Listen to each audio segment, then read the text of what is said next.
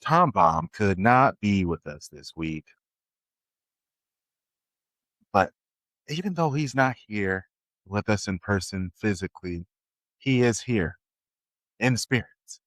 And to inscribe this episode with a little bit of that Tom Baum essence, here is something he said back in February. They are PJ Carlissimo. We are Latrell Sprewell. they are Spike Lee. Mm. We are Reggie Miller. They are David Duval. Mm-hmm. We are Tiger Woods. Mm. Ugh, that's tough. That is tough.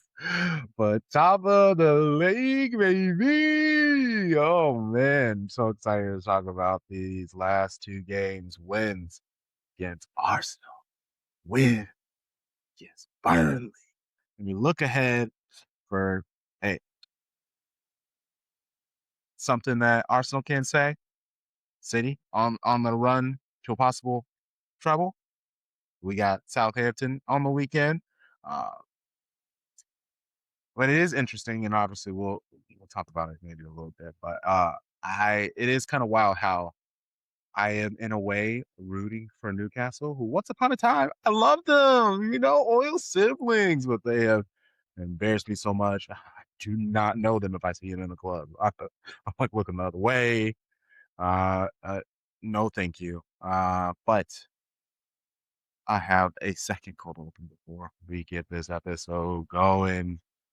And before Arsenal, what is the game plan? What do you have to do to play? Not the consequences. Not what happens if you win or lose. Before Arsenal, everybody said, "Oh, what happens if you lose? What happens if you lose? What happens if you lose?" Nobody asks, "What happens if you win?" What happens if you win? Oh my God! Oh, I'm not even gonna play the intro. Let's just get into it because we got some fun things to talk about. I want to pick my show bro's brain. Hey, welcome to episode 179 of season 5 of Shades of Blue. This is culturally inappropriate. We are the most comprehensive show about Manchester City, covering both the men's and women's game. Spanning both sides of the Mason-Dixon line, we making art over here. Capitalize the A. I am CrunkChocolate. I'm here with the show bro, Sharpie Charlie. How's it going? How you doing? How you feel? Bro, it feels amazing. I'm incredible. We are top of the league. Literally, first time since the first day, 8 months later. They thought we were dead. We're not. They thought it was over. It's not. One hand on the trophy, take your hand off. Like, we're here. And I feel amazing. Like, this is what we live for. This is how our show started in spring of 22. Like, against Liverpool. So, like, we're used to this, right? Nothing but success. The grind, the stress. It is what it is. We are used to it. And obviously, another thing's not. We'll get into it. Like the video. If you're watching on YouTube, hit that thumbs up. Subscribe if this is your first time here. Hello. Leave a comment on something that you thought in the episode. When you're watching, just go ahead and hit in the comments immediately. Doesn't matter if there's no context. We don't need it. We appreciate it. And if you're listening on Apple Podcasts, Spotify, Good Pods, any of those podcasting streaming devices, if they have a way for you to rate and review, leave a review, please do that. 5 stars. Say some nice things. Say some mean things. I don't care. All it does, it boosts it up. And you know what they say nowadays, that was a joke. You would say cheekily, but people truly act like it is. No publicity is bad publicity, or all publicity is good publicity. There we go. Let's fit it that way. But I feel like just calling it bad publicity because that is just where we are in this weird world. All right. Let's get to it. What are we doing? Waste of time. We need to talk about this Arsenal game. Win on Sunday and against Burnley would mean that City tie for first, and it's game on with Arsenal. 6 more games to go. Multiple times over the season, Arsenal would get 9 points ahead, and then they would capitulate. They would crumble. But Pep was asked if there was a moment in the season that he was like, hey, did you believe a comeback was possible? A lot was Sunderland, Chelsea, and Brighton. These 3 games that we were outstanding, all 3 games, and we didn't win once. In that moment, I said, we missed the chances. And after that, for other results, because of course the points of the season is much, much lower comparing the seasons with Jurgen in Liverpool, apart because maybe both we are not good, or maybe the contenders have been better. This is a question mark, I don't know. We were there, but after the games against Nottingham and West Ham said, we ran away. So we, but you know, until never is over, until it's over. And even Pep thought we were out. And once all of this happening, the conversation haters, naysayers will want to have, is this a terrible Premier League season? Because there was not one club that was obviously above everyone. I would rather give the league credit, just like Pep, for the progress that is made. You know, Tottenham are a joke team right now. Burnley and Wolves, they'll give you a fight before falling apart. Well, I mean, Burnley just gave us a fight. Brentford and Sunderland, shocking the league with their success. Newcastle and Tottenham are shocking us for the failures. Places 6 through 14 are like separated by 6 points. Like, how are you not entertained by this? Like, we're in such like a hater culture, and it's funny because I enjoy being a hater, but I feel like I'm an ethical hater. Like, I'm not just gonna like hate on somebody for the sake of making them feel bad or something like that. But like, I'm gonna have a laugh because sometimes it's just funny. These jokes gonna fly.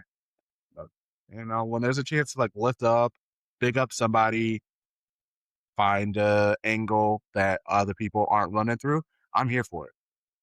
You know, like before the show, we were just talking and we were naming like all these possible manager of the year candidates because there are so many teams that have done great work. You got 2 sides that are promoted that are going to stay up. Like Leeds basically secured it with their 40th point today, and we know Sunderland's good with 46th. You got Brentford and Keith Andrews somehow almost in the European places. You got David Moyes at Everton, like without Jack Grealish for most of the season, still fighting. You know, it goes up to Brighton with Hertzler, like, and Iriolo on his way out, his swan song. They're trying to get Europe for next season. So it's just amazing how many really good teams are in the Premier League, and that's what separates it from the rest of the world. So that's why your top people aren't getting 95, 99 points anymore because the bottom or the middle table is so good that like you are fighting for every win. So having only 5 losses for Arsenal and City at this point is amazing because you know you're getting people's best shots every week. When City were dominating, winning with 90-some points, y'all calling it boring. And now y'all that it's not boring and any team can win it at any time. Is the league worse? Like, bro, it is kind of wild how you just can't win at all. Pep said he enjoys watching Arsenal because he learns something new all the time and doesn't care that media and fans hate Arsenal's playing style because in the end, all they care about is if you are winning. And when Pep was asked, hey, okay, well, if you watch them, what are you seeing from Arsenal? What do they do so well? they He was ready. so strong in all departments. So the duels, the physicality, that you allow them to make a good process. You are not aggressive or compact, I would say. They make a really, really good build-up. Right, is extraordinary long ball, second ball. We have a good carries. They are really, really good going to the second balls. When they defend deep, the transition is good. It's one of the best in the high pressing. How much amount of balls they are able to allow you to make 1 or 2 passes, and after they convert and man marking, they are so aggressive in the frontal balls. So set pieces not necessary to talk about more on that. So that's why they are who they are. So Pep glazing Arsenal before the match. Goodness gracious. But it sounds like he's prepped, so that's nice. He knows what to expect from Arsenal. When you know what to expect, how to handle yourself in situations, there's no such thing as pressure.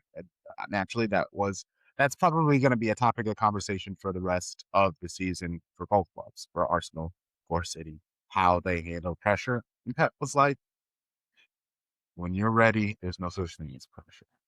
I think the pressure is they put the pressure to say, oh, if I win, we'll be champion. No win, will be a disaster. That is the type of pressure that I never talk about to the players. Always I had to feel the pressure to say, guys, did I convince you today to play in that way?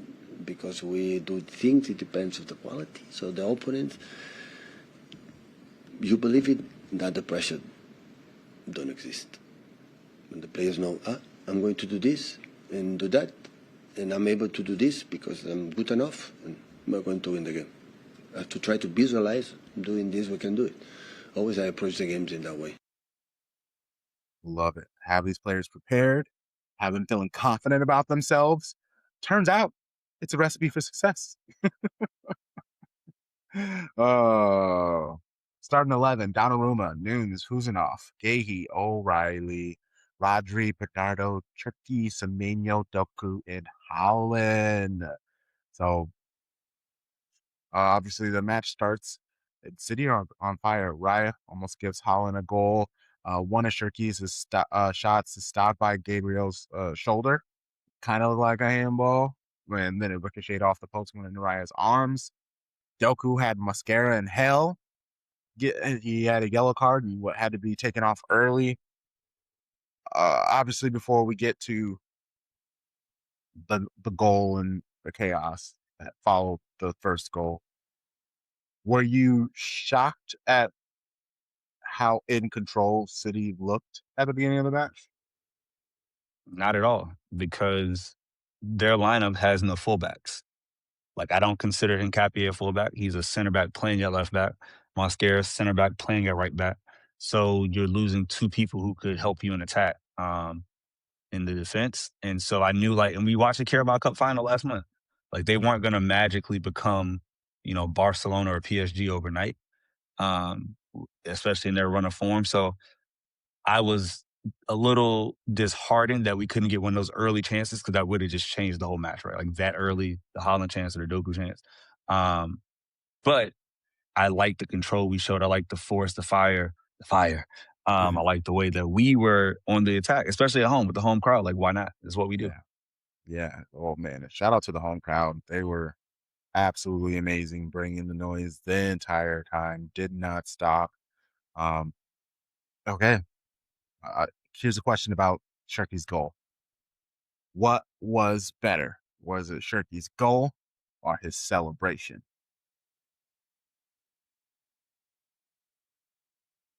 It's tough because the aura in that celebration, it was so much aura, man. Like, I was surprised. I was expecting a move, and he just stood there. I was like, oh. And I didn't realize till later where he was. And it's because he was in front of the Arsenal supporters, bro. So, like, even talking about it now, like, the goal was magical, but we've seen, like, people dribble through people and shoot. Like, that happens. The celebration in front of the traveling fans, yeah, that was the best. That was the best part of that. Because you have to score it to do it. And he did it, and it was magical. It wasn't like a dink or something crazy. No, it was a beautiful move. Dribbled through people. Dribbled through, made that man, Gabriel, touch earth, taking a knee like he was proposing. Missed the ball twice. Chiclets out of his teeth, out of his mouth. The best center back pairing in the Premier League looked real bad to me. If they weren't wrestling out there. So yeah, the aura celebration. I need that on FC 26. Like, put that up there. Just stand. Right. Or next year, put it on FC 27. Like, love it. Oh, okay. Well, before we get truly finished celebrating and being happy, Donnarumma, so Nunes, from a throw-in, tosses it back to Donnarumma. Donnarumma takes a touch. He's looking ahead.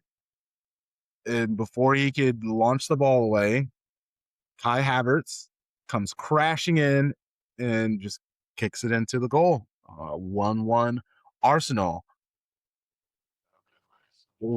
Here's this like either or. What do you do? Do you give more praise to Havertz for crashing in and making that move, or do you reprimand Donnarumma for just loose play out back in the back?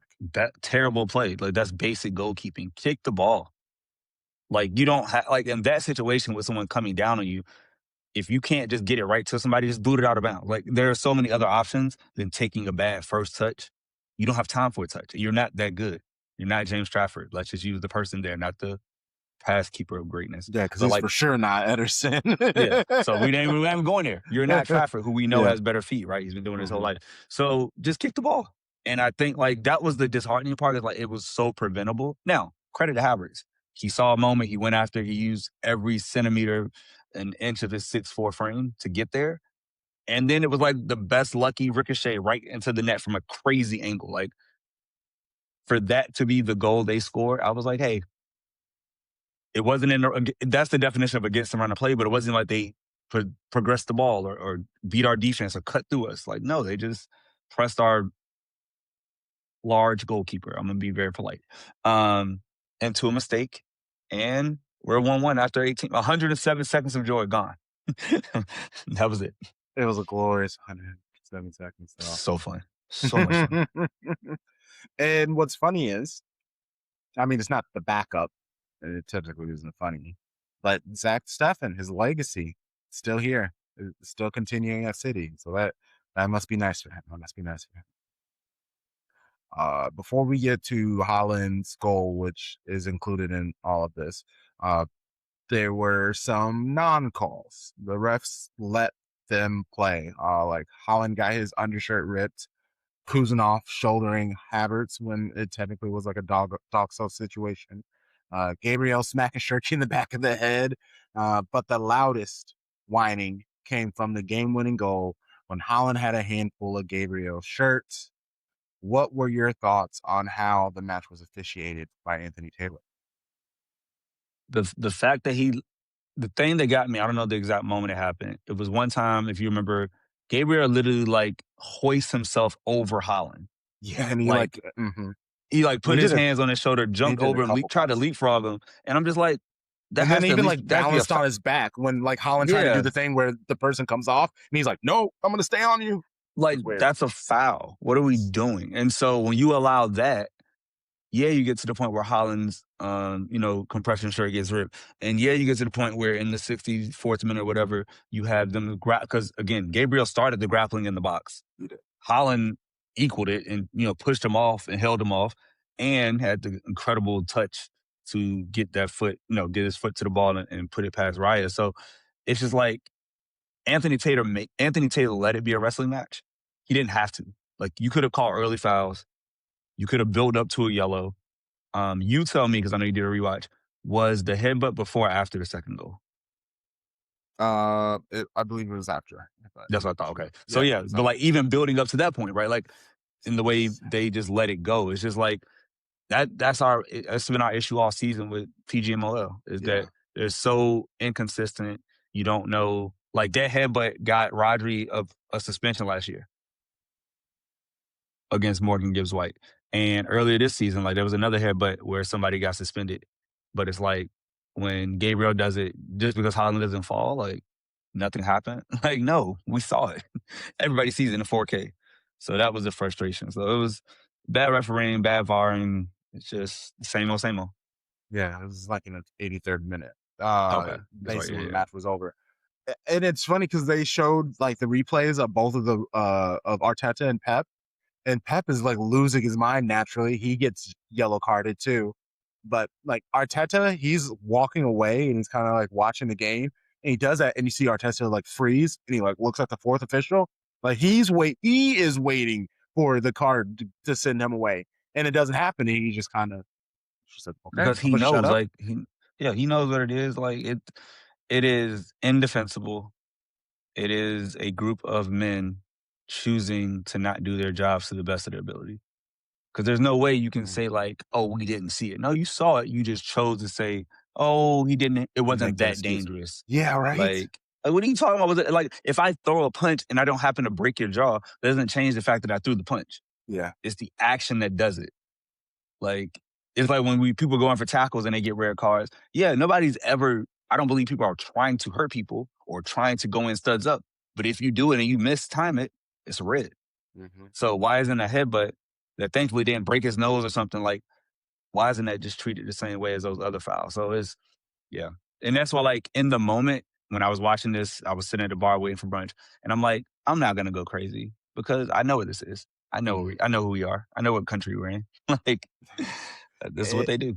And it's something I was saying throughout the match. It's Arsenal weren't sure if they wanted to be the bullies or act like they were getting bullied. And that was a perfect example of it because even with his headbutt, he was trying to play tough with the headbutt, but he threw all the neck in without actually like headbutting him because he's not actually a bully. I don't know. It was, if you're going to do it, follow through. If you're going to headbutt somebody. Can I ask you a question? Of course.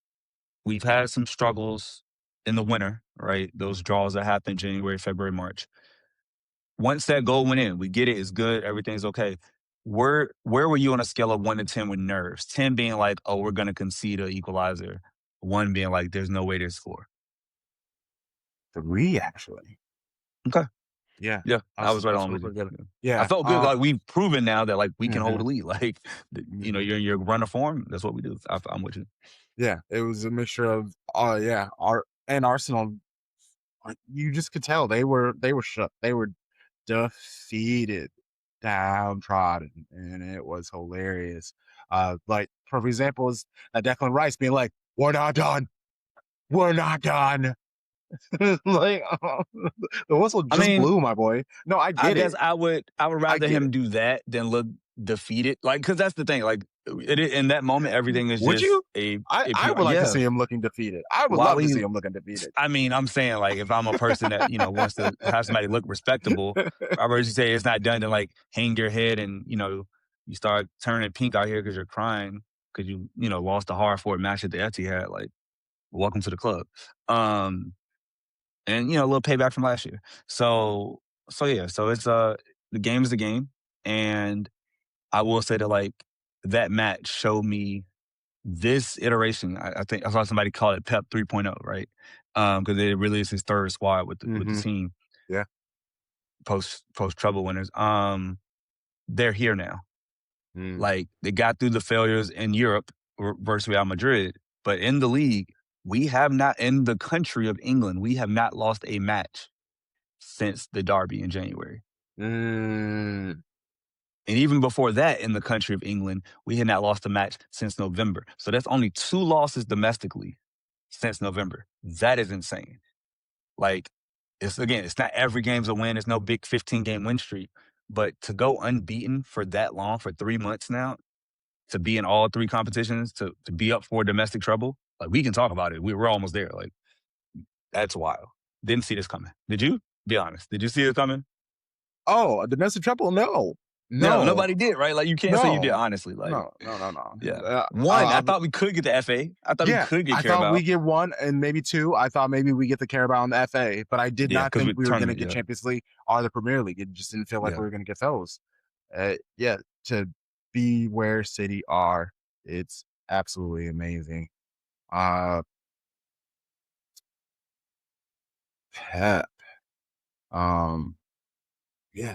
Post-match. Nah, but the reality is one. Who's the top of the league? We are not. Goal difference, who's better? They are. So, step by step. But, of course, I said, we got hopes, you know, to still extend the chances to fight until the end. The hope was alive and strong. The hope is also what kills you. Pep was in fine form for the presser with a little bit of silly. I would not like to be Erling Haaland to battle against Saliba Gabriel, to be honest. I would not like. I prefer read a book. Definitely not. So deal with that, guys. And then a little bit spicy. Sorry to tell you today, I'm so happy that we have the honor to make the first fault in the Premier League in a corner to Raya. So we have this privilege. So in the Premier League, no one fault to the keepers all season, but today we're the first. So another title, another record that we have. You'll never sing that, motherfuckers. Bro, like, and that was the inconsistency I'm talking about. We saw Arsenal all season, and other teams in the league, not just Arsenal, the entire first half of the season, crowding goalkeepers. It's like, as long as you don't, like, actively push them, the goals were allowed. And then just because I believe it was Nico O'Reilly was in his way or like close to him. And Mm-hmm. we actually had that happen to us earlier this year where it was like interference with the goal. Like, bro, like we're not doing anything. He's not like hurting him. He can move laterally. He just didn't move quick enough. Like, but hey, it really is like ball don't lie. And they hit the post on the Eze shot, and I was nervous as hell, but it went out. I was so goddamn nervous. Oh my God. They got that corner like inside of stoppage time, and I was like, well, this is the one they get. This is the one. And it didn't go in. So it's like, it was meant to be. It was our day. It was our triumph. Just a crazy run of 5 games. Like, what a great win streak for City. I guess, no, was it 5 or 4 games with this one? It was, yeah, this was the 4th win in a row going back to Carabao Cup final. So, yeah. And then the last conversation about this match is the exuberance from City players. They're celebrating at full time's whistle. Obviously, I want to ask your thoughts on it. But first, Pep was asked about it. They know, they feel it. It's not, and when they celebrate it, even the people can say whatever stupid things they want to say. We celebrate because we know the value of the opponent, and we know if we don't win, we are bye-bye. If we win, still we are there. So how can not celebrate it? As much you respect the opponent, and the fans of the opponent, celebrate whatever you want. I want to wait till the end of the season, celebrate and celebrate. Come on, I said every single game, go to our fans and enjoy the moment. So what sense is not the life? You have to celebrate just once if you win, and you don't win, you have to be cry all the time. Come on. Pep didn't want to say his name, but he's talking about Wayne Rooney, who came out the next day on Monday and was like, It's a conversation conversation from a lot of people too. Yeah, but I know Rooney's got, he's Wayne Rooney, the right? loudest, Five-time champion. I just don't know about it. Like, if you haven't watched City all year, we've been celebrating wins because you have a young squad that is building, that is growing, that is learning how to do this. So these games where you get it over line against the title leaders for the whole season, yeah, you should celebrate. Like, we're supposed to walk out the pitch like we've done this before. Actually, most of the team had not done it before. Like 7 of those 11 have not been in a run-in Premier League fight. Like, Donnarumma's won a Premier League. I mean, he's won a Champions League, but he also did it in France. Very different league with PSG.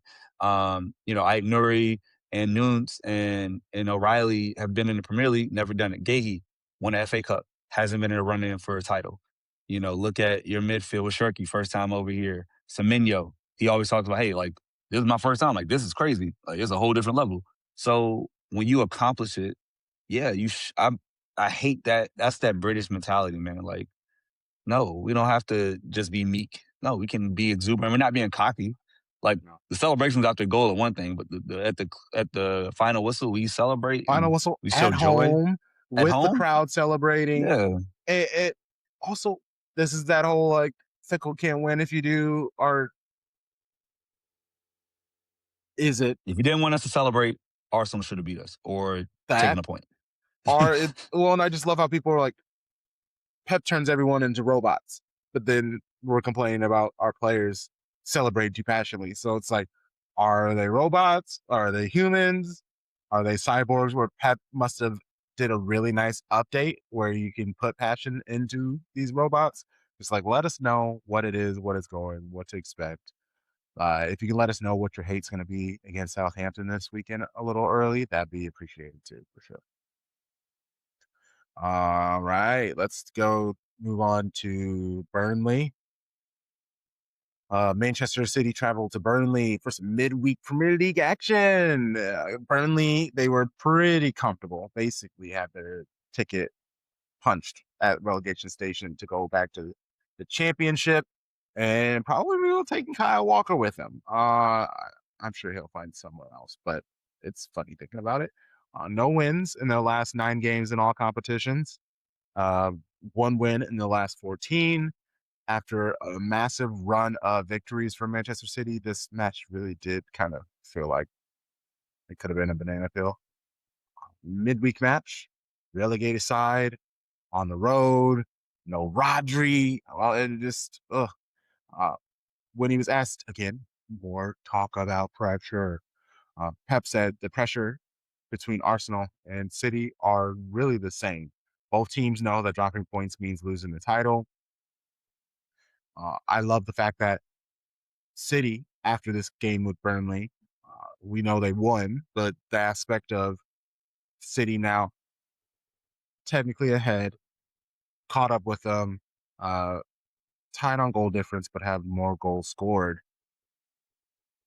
City get to play Southampton in a whole different cup competition where Arsenal have to be stressed because they have to match City's play. And it's kind of one of those things where it's out of sight, out of mind because the City players have to focus on FA Cup. So there's no need to worry about Everton until after Southampton. I love that. Pep gave the squad some love about the players stepping up. He said something that wasn't a shot, but if I'm an Arsenal fan, I might be in my feelings and think it's a shot. He said, quotes, massive parts depend on the players that you have. You have injuries. You are at the disposal mentally that they are in the right spot. Always you can compete. And Luis Enrique the other day said, we are going to play 9 matches in 27 days. Rotation is the solution. We have to overcome this with all the players. What do you want to do? If you don't understand our rotation, you don't understand anything. You just got to trust your entire team. And the fact that you have to play the same 11 throughout the entire season, or else you can't win a league. Like, how good are you doing? Like, there's like when I read that Luis Enrique quote, I almost yelled because it was like, thank you. You have an entire squad of 23 to 27 players, whatever. Use the squad. Like, if you know that you're prioritizing certain competitions, well, in the league or in this cup, we always do it in the cups, but nobody ever want to rotate in the festive fixtures or, like, hey, we got an easy Champions League match. Let's rotate before the league. Like, I'm done with the excuses. Everybody knows the schedule. And if you just want to say post-COVID, cool, the last 5 years now, we should have no complaints. We know what this is. And honestly, if you were to go back to the amount of games people play, it's not that many more than it used to be. I would say like pre-2020, it might be like 2 or 3 more matches a season because of like Nations League and stuff. But like the league is the league. Premier League has always been 38 matches. FA Cup is what it is. Carabao is what it is. Champions League, yes, we added 2 group phase matches. Okay, you know that, rotate accordingly. Like, I'm done with the complaints, even from City fans. Like, I don't hear about it. Just do the job. And Pep and Luis Enrique know how to do it. To Mikel Arteta's credit, he's gotten his team here to another Champions League semifinal. What they do against Atletico was fully rested because they said we're not winning the league. We didn't play anybody, any of our starting 11. Basically, good luck. No, actually, no, not good luck. Go Atletico. Go Diego. But you would think after all these years, Arteta would manage soccer better.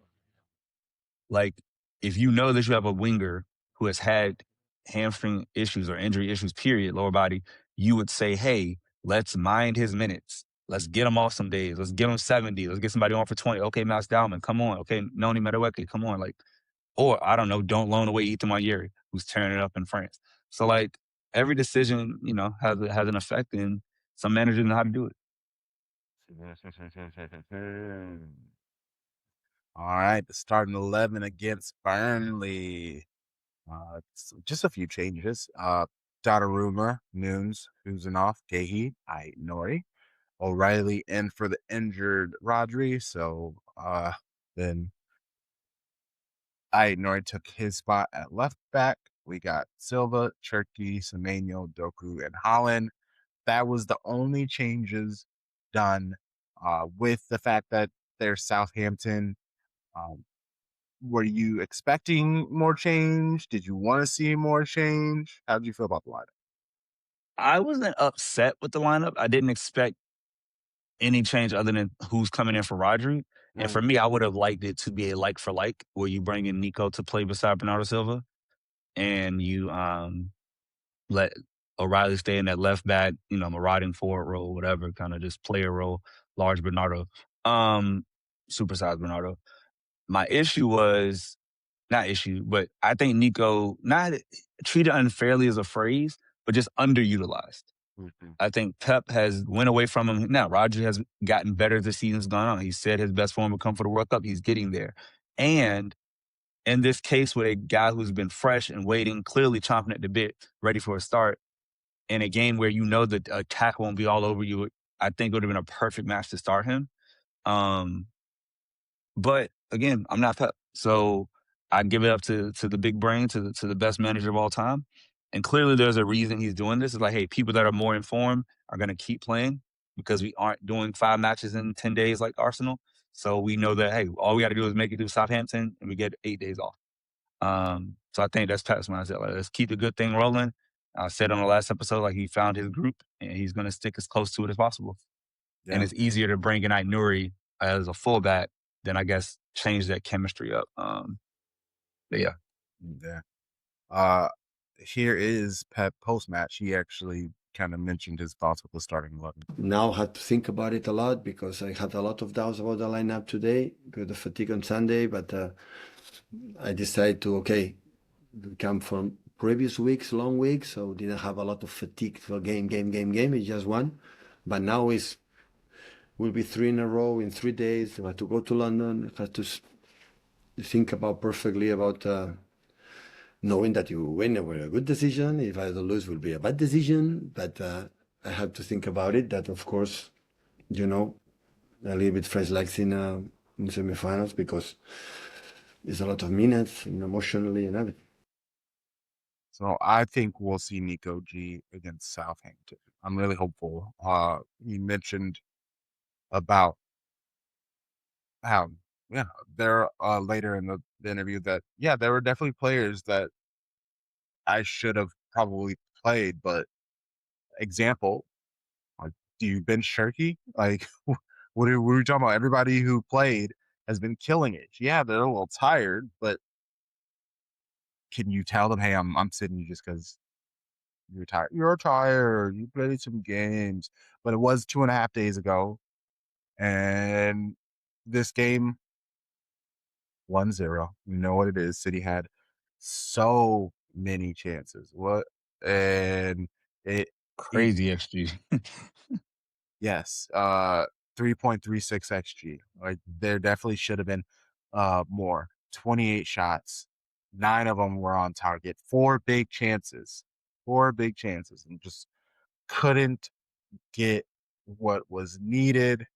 That here's the either or again. Do you give credit just for City for winning, or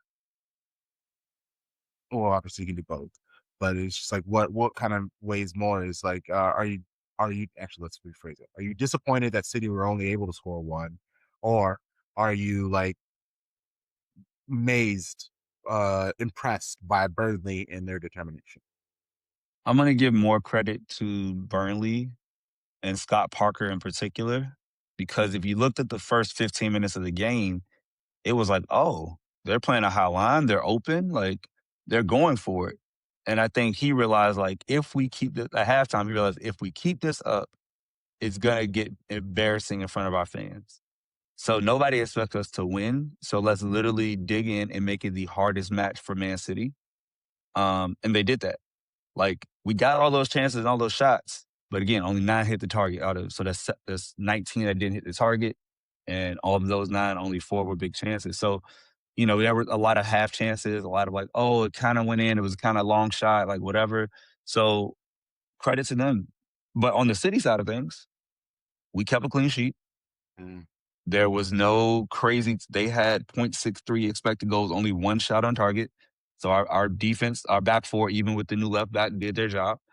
And of course, I wanted 4 goals. Of course we all do. But if you were to tell me before the game, hey, you're going to win 1-0, do you want to take it? Yes. I'll take it, and we move. Because I think even if we only win 1-0 every match, we're going to win this league. Like, we can go perfect. I think Arsenal's going to drop at least 2 points with a draw. So I'm okay getting this and putting all the pressure on Arsenal now, who's behind by 3 goals and goal difference, and that's in their heads now of like, oh, shoot, well, we can't just win 1-0. We got to actually do more. Can they? I don't know. So the 1-0 is great, and I think Haaland had a quote about it after. It was like, don't talk to me about, like, us not doing scoring more. Like, I'm happy with this. This is a win. That's the whole goal. Yeah, because the lady asked, she's phrased it 3 separate times being like, are you happy that you only scored one? Or you had a bunch of missed opportunities and you're only won by one? Or what do you say to the crowd who wanted like a bigger show? And also, like, that's so insulting to Burnley too. You're just like, Burnley was shit, bro. Why did you only score one? And it's like, man, I mean, why? that is true. Like, we all It is thought Burnley was shit. true, but None of us were it's predicting still, like, yeah, we're gonna go in and win 1-0. Like, yeah. everybody said at least win by 2. Like, being honest. Oh yeah, no, yeah, I said 3. Yeah, but it's like, again, people rise to the occasion. That was probably their best defensive performance of the season at home on a Wednesday night. They caught us afterwards. And here's the thing: our players are humans; they are not robots. So therefore, the amount of intensity and energy and focus that they had for Arsenal, I'm sure there was somewhat of a drop off for Burnley. Oh, for Because sure. everybody can see the table. Everybody knows their form. They conceded the most goals in the Premier League. So you're thinking like, yeah, oh, and we score after the 5th minute? Of course, we're like, yeah, we're about to roll. Mm-hmm. And we just couldn't find the back of the net again. But those are the matches, like when you win a title, you have those. Like, I remember going to, Burnley back in the day with Sean Dice. I remember having those tough matches against Forest and just nicking out a win. Like, that's what the lower table does. They make it hard for you. Like, they aren't giving points away in the Premier League. This is not Bundesliga. Like, Nine, we're a little different out here. 9 blocks, 29 clearances, 8 keeper saves. Like, yeah, they Dubravka. I was like, is he this good? I was like, hey, how did he end up at Burnley if he's actually this good? What is going on? You got an 8.7 on FOTMOB, bro. Player of the match. Kyle Walker, 7.2. Ward-Prowse, 7.2. Hartman, 7.8. Humphrey, 7.0. Like, you see that, like, these are still Premier League players who have heart and pride, and we're not going to just get rolled over 6-0. So, credit to them, and we got our points. And I think I was happy to see the subs, though. Like, to see Savinho get on for his amount of time, because him and Gonzalez came on at the 65th minute, so they just got, like, basically 30 minutes of game time. I think that's good. I think we see him on Southampton. I think so, too. Well, here's what I'll say. I think our players can go 3 in 3 days because we haven't been, like, going at it all like we normally would. And it's a cup final. But it's a loser go home. It's not a final, but it's a loser go home. Yeah. So, elimination. So I think, we see our same 11. And I think we get more subs. Because, again, you could go 120 if you need to, right? Yeah. And when we want to, can we just talk about Southampton? Yeah. Like, that's they are on a 20-game unbeaten streak. Yep, you beat me to it. So it's just like, this is going to be a real match. Mm-hmm. They're going to bring it. They're not going to be a walkover. So we might have to go 120. And we got the players who are now, like, kind of getting back in the flow to do it. I was surprised, though, that we didn't see Phil Foden. I thought Foden would have come on for Sharkey, at least, like, the last 10 minutes, because Sharkey didn't have it at the end. No, he did not. So I was like, or same with Marmoush. And again, so when Pep had that scene where he's going over on the bench, he's talking to Ake and Marmoush and Stones, to your point, that could be getting ready for Southampton. Mm-hmm. It's like, I need to see these patterns, because this is kind of like the FA Cup side, including Trafford. So it wouldn't surprise me if we see any rotation, but it's not a necessity because we don't play for 8 days after. So, no. And let's see, what else do I have? Yeah, unbeaten streak. How about this? Yeah. If Manchester City don't win the FA Cup, 1 match away from the final, what is the one word to describe your thoughts and feelings about that if City get knocked out in the semifinal? It's a failure. Same thing I said to Arsenal when they lost to Southampton. You don't lose to a championship side in a knockout tournament. Like, the wage scale, the transfer spending, everything is in your favor. Our B team, if he rotated full 11, should be able to figure out how to beat Southampton. And it's no discredit to them. It's just you're saying, like, hey, you are in the best club in England for this decade. Show up. That's the standard. We win. If you don't win, it's failure. Because you're literally almost being gifted a cup. Like, we got the hard draw in the Champions League. We got an amazing draw to get this FA Cup. And again, on the other side of it is Leeds or Chelsea, and neither one of those people clubs put fear in me. So yeah, not at this moment. No, not at all. not at this Chelsea. moment. So it's like, do your job. I don't care who's on the pitch. I don't care if Rico Lewis comes out. I don't care if Kovacic is out there. Do your job. And that won't happen. But you know my point. Anybody put on that shirt, go win. Yeah. I was like, Kovacic, cool. Rico Lewis, I don't know about that actually. Wouldn't it be amazing to see him come back like Rico's glory? He wouldn't start, but if we saw him on the bench, I'm like, oh my God. It would be crazy to see his name even on the bench. Yeah. Right. Yeah, for sure. I literally forgot he was on the team until they did the clip from like some social clip with the club. And I was like, oh, that is Rico. I haven't seen him in so long. Tiny Rico. Oh man. Okay. So I'm trying to think. So how many changes would you like honestly expect? Yeah, or before you start worrying about the squad. Like obviously you said any 11 should be able to be Southampton, but there will be trouble with chemistry and continuity. Exactly. The more subs you make. So how many is like the limit? I think for me, the defense is always the thing that can stay the most solid. And they usually play the most matches and most minutes because they're not literally running as much as your attackers and midfielders. But I honestly don't see Captain Bernardo Silva in his last FA Cup semifinal not starting. You know? Now, does Pep want to continue to have the Aït-Nouri left back, Nico Riley midfield, or does he want to go Nico? That's the choice, I think. I think that's the choice that matters. And honestly, Semenyo might need a break. So you bring in Semenyo, who looked good, looked attacking, looked crisp when he came on, make some really good passes. With both feet, actually. He's way more in control now. The thing for me is this. I think Marmoush, when he plays in cups, he does amazing. Yeah. Like, he is a great cup striker. And again, can you tell Erling Haaland you're not going to start at Wembley? So seeing that front three we saw before of of Marmoush and Haaland playing together, even Foden coming in for Shirky, that wouldn't upset me. Like, so I guess it's like 6 changes that we can make and I still would be fine. If you were to bring on Marmoush, Foden, Savinho, that's 3. Nico G for Aït-Nouri, that's 4. Trafford for Donnarumma is 5. We know that's a lot. Yeah. And then even if you wanted to bring on John Stones or Nathan Ake for one of the center backs, whatever. I don't know why you would, but if you did, I would be confident.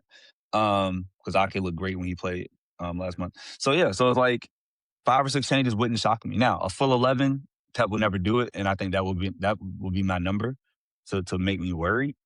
But he's got, like you said, he got time to think about it. I think players this season deserve to have their moment because, again, we know the players wouldn't play in the final on May 16th. Yeah. So I think this semifinal would be huge for a Marmoush and a Savinho to, not earn their keep, but to put a product out that is bleeding towards another trophy. So yeah. Yeah. What do you want? Do you want a lot of change or do you want like a very little 1 or 2 subs? 6 is great. 6 is great. Yeah. I actually think I do want to give Nico O'Reilly rest because we don't know how his ankle is feeling. So the only thing that stresses me out, obviously, because we saw with Burnley, those long balls on Aït-Nouri's side, he did struggle a little bit. He did, but and Guéhi isn't like he can be physical, but that's not necessarily his part of the game. He's like cerebral. He's very smart. He's great on the ball. So like he had to make up for what Aït-Nouri couldn't do. It actually, when he got subbed off, the camera cut to Aït-Nouri. I don't know if you saw that. He looked pretty frustrated. He looked very frustrated. Yeah, I'm sure he wants a full 90. Like, because I was surprised. I think I was driving home and like moving from car to the house. So when I saw Nico was on, I was like, oh, who came out? Was it other Nico? And it was like, no. Right? It was Aït-Nouri. And I was like, oh, Guéhi went to a back 3. I see the formation. I get it. And damn, like Aït-Nouri for me didn't do anything wrong. So that again, that's the tough part about playing in City, especially in your first year. You got to get in where you fit in. And again, maybe he gets another chance. just getting back in the rhythm because he is explosive on the wing. I think we actually should have used him more to kind of whip in some left foot crosses. I think it would have been a nice change up with him and Doku, him being an overlap. So maybe Pep wants to run that back or him overlapping for Marmouche. Shout out to the AFCON link up. So we'll see. We'll see. We're going to win. Do you think we're going to win? Oh, we're going to win. Yes. We're going to win. We're going to win. That's all. I don't care who's on the pitch. We're going to win. Yes. See you on May 16th. We'll It's gonna be reschedule the Bournemouth match. We know it's coming. Like, okay. Yeah, I'm looking forward to it. Okay.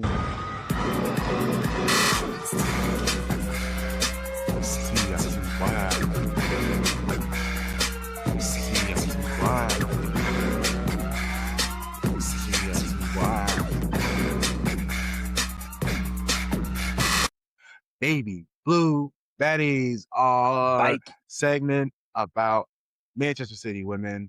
Like Sharpie said, they are back. We have missed you 3 whole weeks off. Oh my God, this is too much.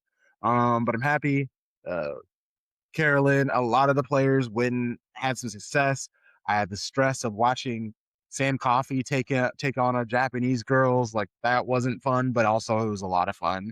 So I'm happy that obviously got to hear about Kasparai because she left. She got sent back to Manchester with some, I think it was hamstring problems. But it was leg problems. So we'll see. Because she has become, I don't know if you noticed, she's become pretty important to our side and how we play our football. I'm hoping that it's more just a precautionary thing than it is like she is actually hurt. We'll find Just out. want to say, I went to, as you were talking, went to X one day ago, training video montage. The second person they show after one of our fullbacks, maybe Lazelle, was Lazelle. Was Kirsten Kasparai. So she's training. She looks fit out here. I'm hoping that's a good sign for Saturday.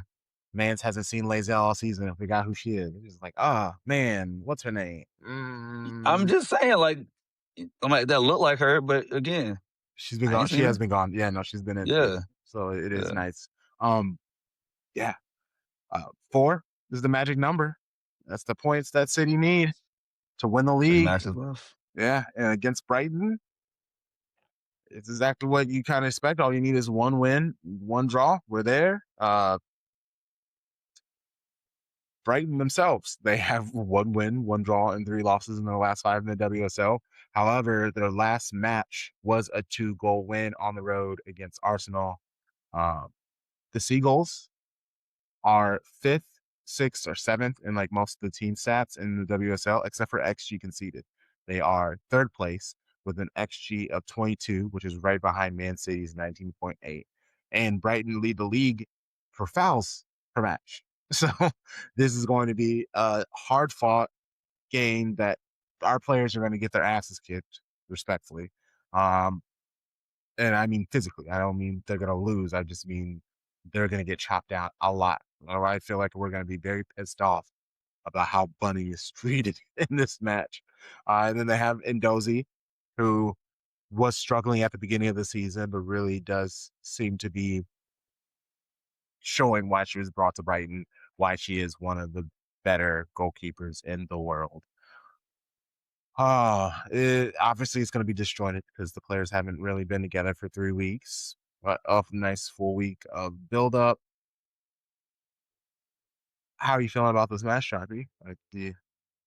I really appreciate you being you, man, because I'm looking at all these videos from training, and I'm feeling good. The videos got me hyped. I see everybody with Viv, which I understood. Like, she's gonna be, we're gonna be cautious. But everybody else looks ready, fit, and firing. I see us. I don't want to give a big goal number. I just want to say we get 3 points. That's all I'm gonna say. We win. We get 3 points. We set up the beautiful full circle moment.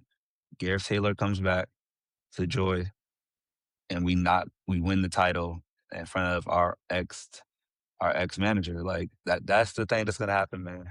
Do you want to give a score prediction, or do you just think we win or draw? What do you want to do? I think 2 goals. Win by 2? Or was Yeah. 4-2? Win by 2. Sorry, win by Ooh, 2. I like that. So 2-0, 1-3 situation. Yeah, yeah. Yeah. Yep. Yeah. It's gonna be. I think it's gonna be difficult, but Bunny's been cooking for Jamaica. I know she's tired of this whole Bunny versus Alessio Russo conversation. I honestly haven't talked about that conversation much because What is there to talk about? Like, and I listened to the clip, and the tweet versus the words were different. The tweet like gets clicks. Her words are basically like, "Is she one of the best forwards in the world?" Like, yeah, Leslie Russo is one of the best. And she is playing in different competitions than Bunny. She plays in a harder continental competition than Bunny, right? Like she played against Spain and versus Bunny playing against teams in the Caribbean and CONCACAF. But as a individual player, there is no competition. Like we know that. Like it's Bunny. So it's like Holland is the best male striker in the world, even though Harry Kane has 6 more 6 more GA this season. Nobody's like, yeah, give me Harry Kane over Erling Haaland. Like, so yeah. So it's cute. Good job, Russo. Way to be. You're number 2. the thing that just frustrates me is that they try to say that like Bunny is just a goal scorer. It's like, do you not see her receiving the ball out wide and then dribbling in, and she does assists? Like she is great on the ball, amazing vision, incredibly hard to take down, great dribbling.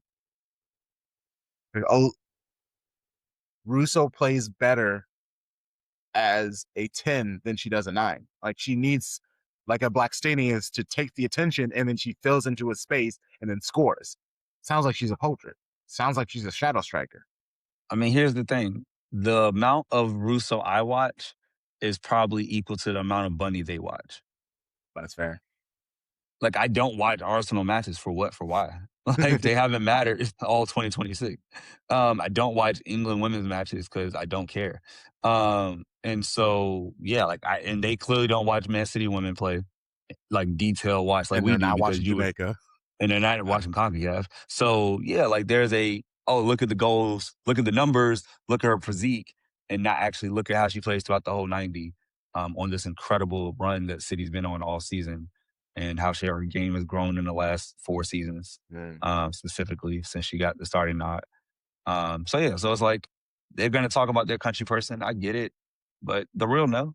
And now, what's gonna hurt Bunny for Ballon d'Or is that no Champions League. That's gonna really hurt her campaign Big this facts. year. Big facts. Big But facts. next year they can't take it away from her. And I think next year we're gonna see Bunny in that top 5.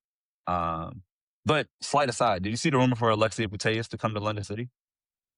Yeah. She's trying to make a splash. Nothing's been like set up, but that's a good rumor. I like it. They can pay her. They can pay her. Oh, like Michelle can play whatever she wants. Yeah. If Brazil don't want to, or if Spain don't want to pay her, then yeah. I would love to see it, man. More games next season, right? More teams in the league. So we got 4 more games to play, which means Bunny's numbers about to go up even more. Yeah, it'll be awesome. But I'm rooting for our baby Blue Baddies to come back. Early start, 12 o'clock kickoff out there in the South Coast. That's actually the next all the matches the rest of the season. Oh no, all the matches on Saturday at 12. City has 12, 12, 3, 1. So the next 2 are both early. So yeah, we got this, man. And then City women play at 6, and then the men play 5 hours later. Well, there's a nice little gap in between the 2 games. Well, that's so nice, I I have guess. 4.5 hours of Chrome. I can't wait. We're gonna have fun on Saturday, bro. It's gonna be be amazing. Time. Yes, sir. It's better than that day when we had them playing at the same time, and that shit was just chaotic. That's too much stress. Too much stress. That was way too much stress. It was not fun. I just needed to be over. I'll never forget that Saturday. I was like, okay, I'm done. Right? I'm pretty sure I didn't watch any more football for the rest of the day. Nope. I was like, that was overload. I'm overstimulated. Yes. Touch grass. I was at home environment. Time to go touch some grass. Drink some alcohol. I'm done. Oh man. All right. Hey, look, we got all this done under a minute. Look at it, or under a minute, under an hour. Yikes. Sharpie Charlie. Let people know where they can find you and the things that you do. Hey man, I'm on every social media platform at Sharpie Charlie, and love doing watch alongs. Come to the lit stream. If you hear this on Patreon, you can come tonight on Thursday night. If you hear this later, come next week. We'll be there next Thursday. Looking forward to it.